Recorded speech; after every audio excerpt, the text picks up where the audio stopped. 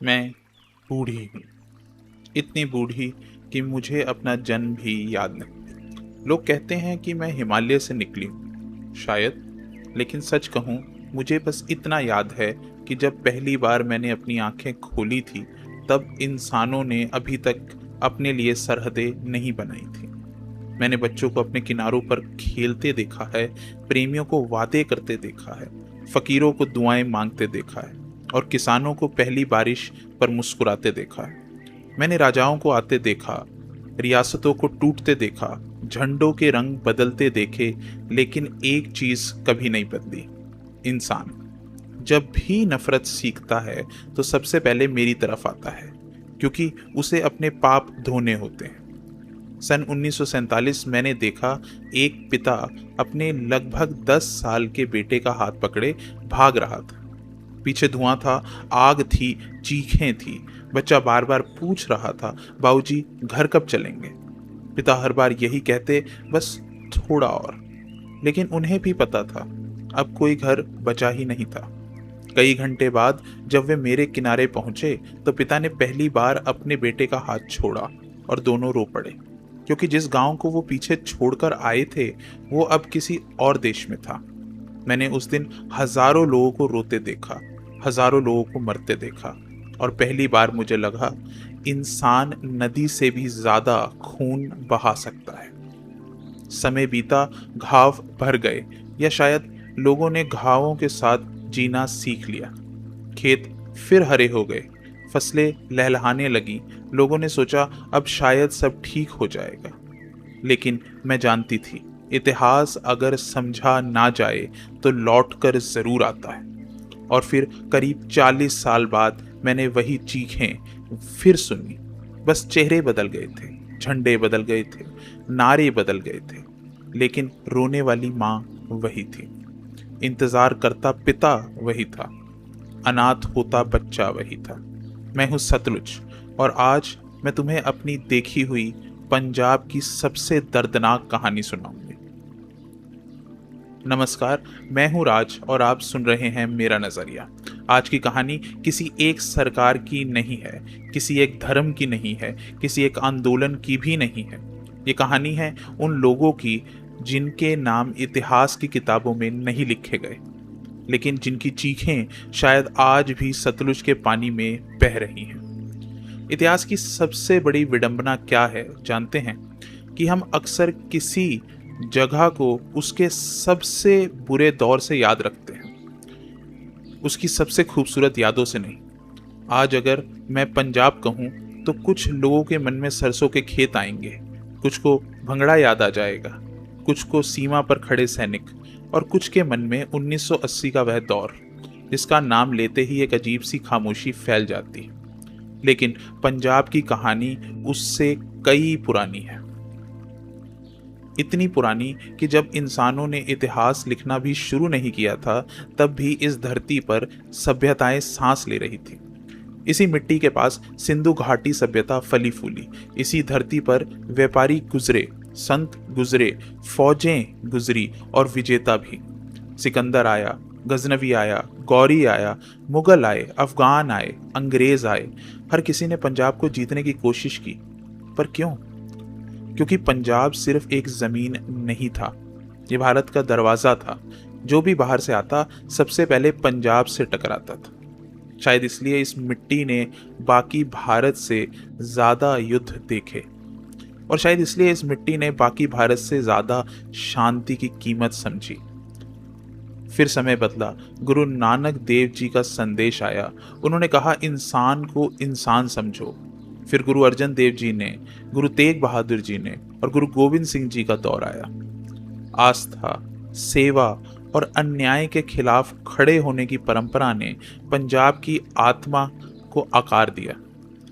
बाद में महाराजा रणजीत सिंह ने एक ऐसा राज्य बनाया जिसकी चर्चा आज भी इतिहासकार करते हैं। उनकी सेना में सिख भी थे, हिंदू भी, मुसलमान भी, यूरोप से आए अधिकारी भी। उनके दरबार में धर्म से पहले योग्यता देखी जाती थी। इतिहास हमें बताता है कि विविधता के साथ शासन करना असंभव नहीं होता, अगर इरादा न्याय का हो। लेकिन इतिहास कभी सीधी रेखा में नहीं चलता। साम्राज्य टूटे, अंग्रेज आए और फिर 1947 एक ऐसी तारीख जिसने सिर्फ नक्शा नहीं बदला, लाखों जिंदगियां बदल दी। पंजाब दो हिस्सों में बट गया, एक भारत में, एक पाकिस्तान में। कोई अपने खेत छोड़ आया, कोई अपने गुरुद्वारे, कोई अपनी मस्जिद, कोई अपने पुरखों की कब्रें और कोई अपना बचपन। जो लोग बचे उन्होंने नए पंजाब को फिर से खड़ा किया, ईंट ईंट जोड़कर, फसल दर फसल, आंसू दर आंसू। फिर आया हरित क्रांति का दौर, नई किस्म के बीज, नई मशीनें, नई उम्मीदें। कुछ ही वर्षों में पंजाब भारत का अन्न भंडार कहलाने लगा। देश के घरों में रोटी पहुंची तो उसमें पंजाब के किसान का पसीना भी शामिल था। लेकिन हर कहानी का एक दूसरा पहलू भी होता है। समृद्धि आई, लेकिन उसके साथ नई चुनौतियां भी आई। छोटे किसानों और बड़े जमींदारों के बीच फर्क बढ़ा, युवाओं की अपेक्षाएं बदली, राजनीति बदली, धार्मिक पहचान और राजनीतिक मांगें कई बार एक दूसरे से उलझने लगी। दिल्ली और चंडीगढ़ के बीच तनाव बढ़ा, पानी का सवाल, चंडीगढ़ का सवाल, राज्य के अधिकारों का सवाल, ये सब धीरे धीरे राजनीतिक बहस का हिस्सा बनने लगे। इनमें से कई मांगे लोकतांत्रिक मंचों पर उठी, कुछ पर बातचीत हुई, कुछ पर सीधा टकराव। और इसी दौर में कुछ ऐसे लोग भी सामने आए जिन्होंने लोगों के गुस्से, निराशा और धार्मिक भावनाओं को एक अलग दिशा देनी शुरू की। यहीं से पंजाब की कहानी धीरे धीरे दर्द की ओर मुड़ने लगती है। लेकिन यह समझना जरूरी है, इतिहास कभी एक आदमी नहीं बदलता, एक घटना नहीं बदलती, एक भाषण नहीं बदलता। इतिहास बदलता है जब कई छोटी छोटी घटनाएं धीरे धीरे एक तूफान का रूप ले लेती हैं। और पंजाब अब उसी तूफान की ओर बढ़ रहा था। सतलुज अब भी बह रही थी। उसे नहीं पता था कि आने वाले वर्षों में उसके किनारे फिर से मातम देखेंगे। और इस बार दुश्मन सीमा के उस पार नहीं था, वह यही था, इसी मिट्टी का, इसी हवा में सांस लेने वाला, इसी पंजाब का बेटा। और शायद यही हर गृह संघर्ष की सबसे बड़ी त्रासदी होती है। किसी भी समाज में अंधेरा एक ही रात में नहीं उतरता, वो धीरे धीरे आता है, इतना धीरे कि लोगों को उसका एहसास भी नहीं होता। पहले बातें बदलती हैं, फिर चेहरे बदलने लगते हैं और उसके बाद लोग बदल जाते हैं। पंजाब में भी कुछ ऐसा हुआ। 70 का दशक धीरे धीरे 80 के दशक में बदल रहा था। गांव की चौपालों पर जहां पहले खेती की बातें होती थी, अब राजनीति होने लगी। गुरुद्वारों में आस्था के साथ साथ बहसें भी बढ़ने लगी। अखबार पहले पन्ने पर खेती की खबरें कम और हिंसा की खबरें ज्यादा छपने लगी।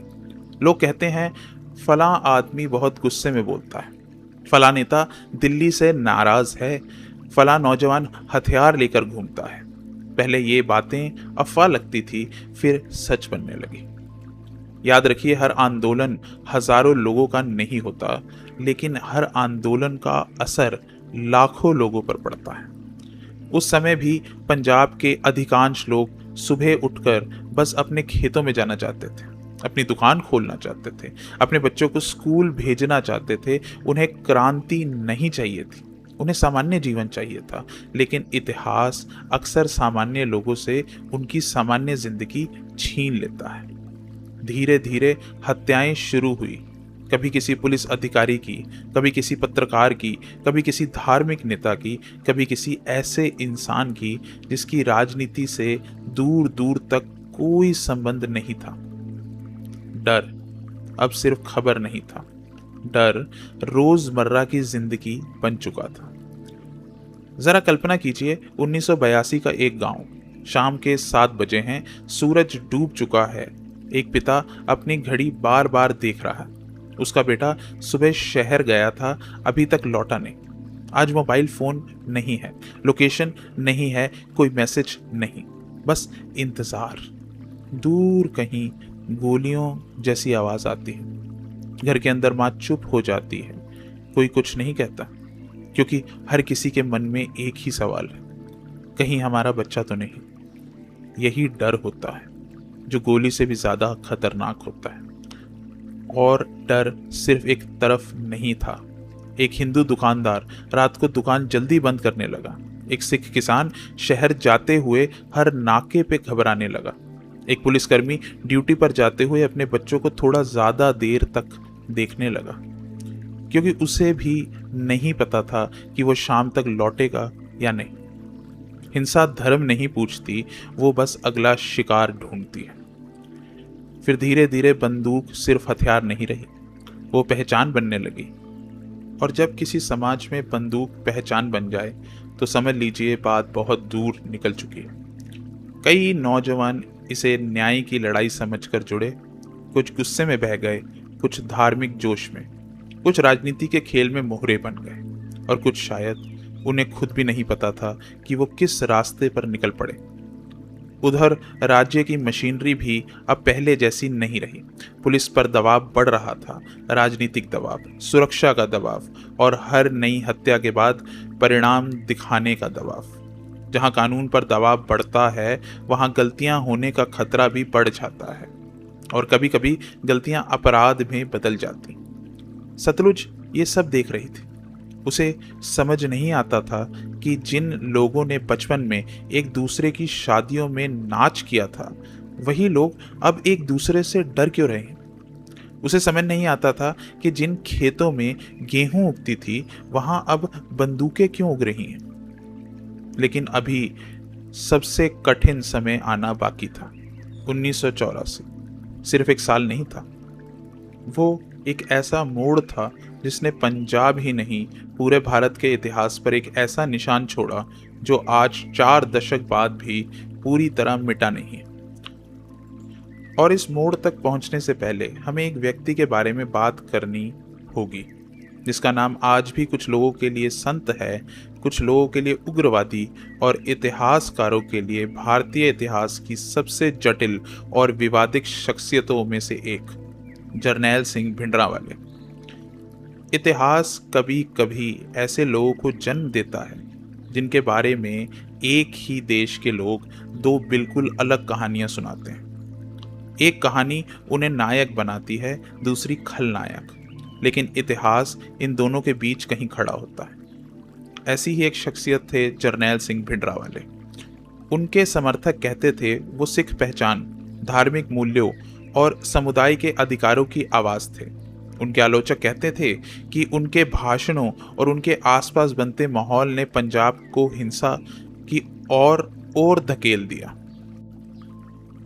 इतिहासकार आज भी उनकी भूमिका पर एकमत नहीं है, लेकिन एक बात पर लगभग सभी सहमत हैं कि 1980 के दशक की शुरुआत तक पंजाब में हिंसा गंभीर रूप ले चुकी थी।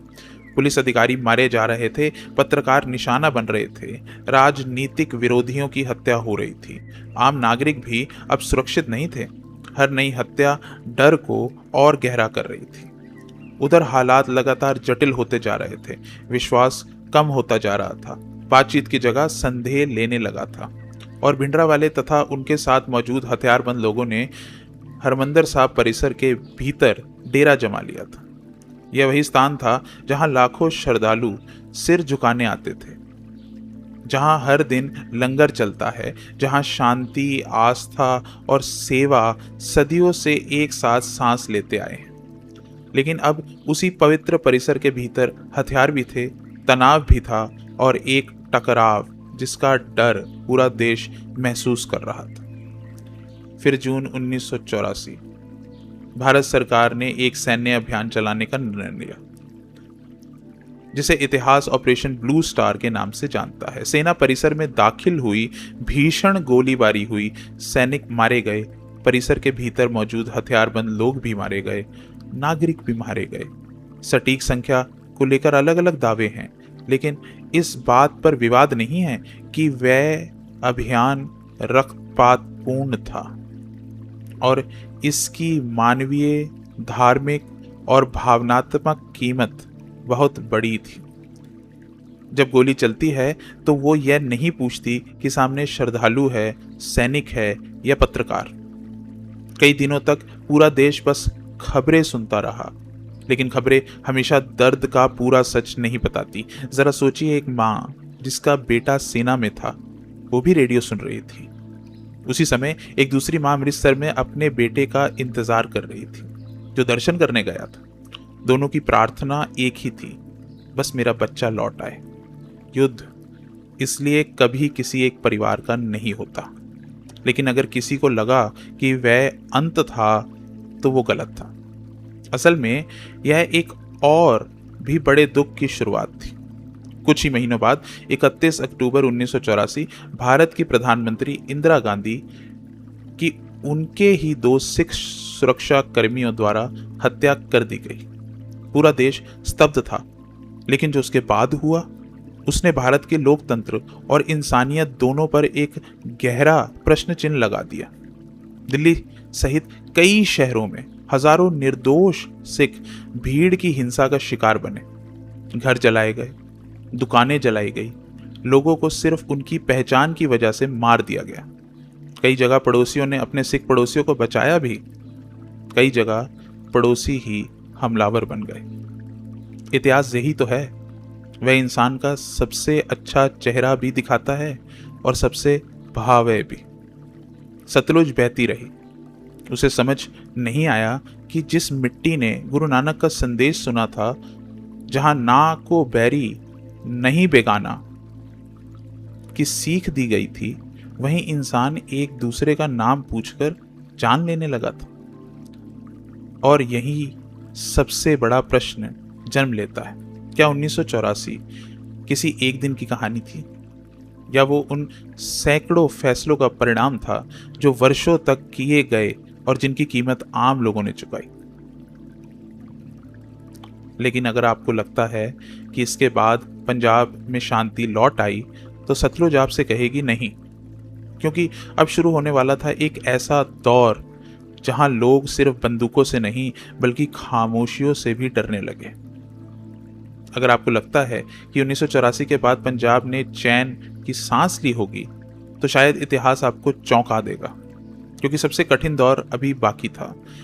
धीरे धीरे पूरा पंजाब एक ऐसे घर में बदल गया जिसके हर दरवाजे पर डर खड़ा था। दिन में जिंदगी चलती थी, दुकानें खुलती थी, बच्चे स्कूल जाते थे, खेतों में ट्रैक्टर चलते थे, लेकिन सूरज ढलते ही पंजाब बदल जाता था।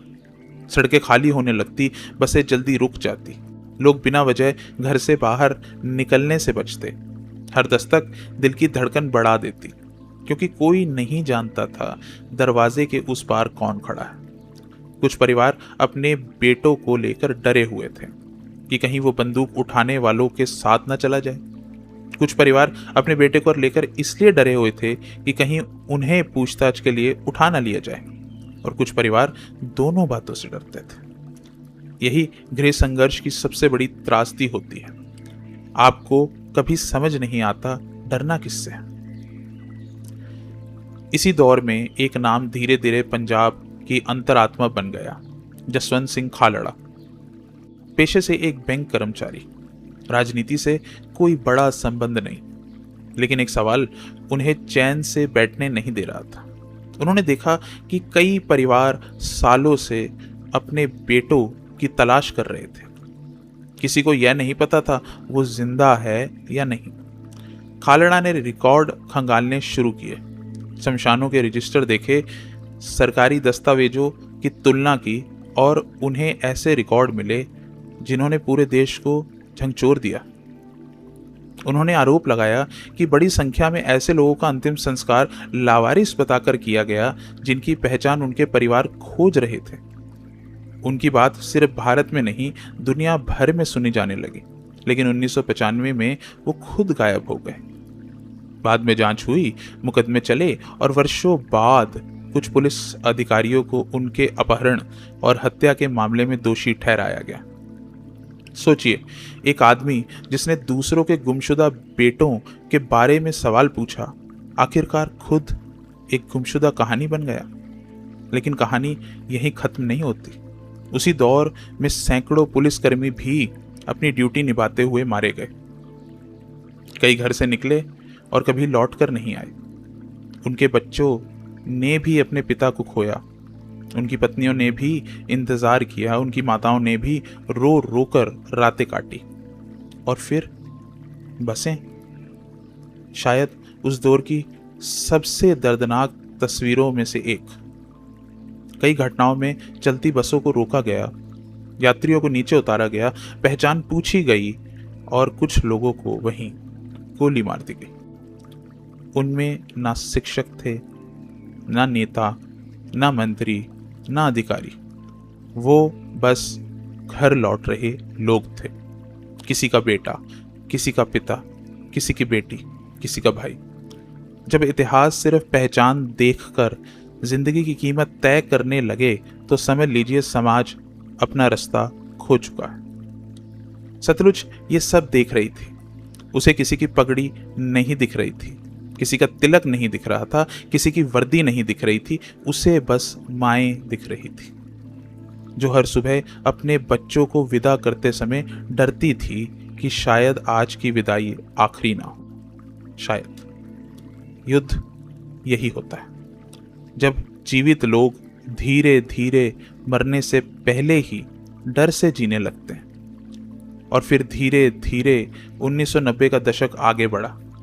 हिंसा कम होने लगी, लोग फिर से खेतों में लौटे, बाजार खुलने लगे, स्कूलों में बच्चों की आवाजें लौट आईं। लेकिन क्या सचमुच सब कुछ सामान्य हो गया था? या कुछ घाव ऐसे होते हैं जो शरीर पर नहीं यादों पर बनते हैं, और यादों के कोई टांके नहीं होते। कहते हैं समय हर घाव भर देता है, लेकिन क्या सचमुच? या हम सिर्फ उन घावों के साथ जीना सीख लेते हैं? आज अगर आप पंजाब जाएं तो आपको लहलहाते खेत दिखाई देंगे, हाईवे दिखाई देंगे, कॉलेज दिखाई देंगे, विदेश जाने के सपने देखते नौजवान दिखाई देंगे, ढाबों की रौनक दिखाई देगी, गुरुद्वारों में सेवा दिखाई देगी, जिंदगी चलती हुई दिखाई देगी। लेकिन हर जमीन की तरह इस मिट्टी के भी अपने राज हैं। कुछ कहानियां जो दादा दादी सुनाना नहीं चाहते, कुछ तस्वीरें जो आज भी पुराने संदूकों में रखी हैं, कुछ नाम जिन्हें लेते हुए आज भी आवाज धीमी हो जाती। यही इतिहास की सबसे बड़ी विडंबना है।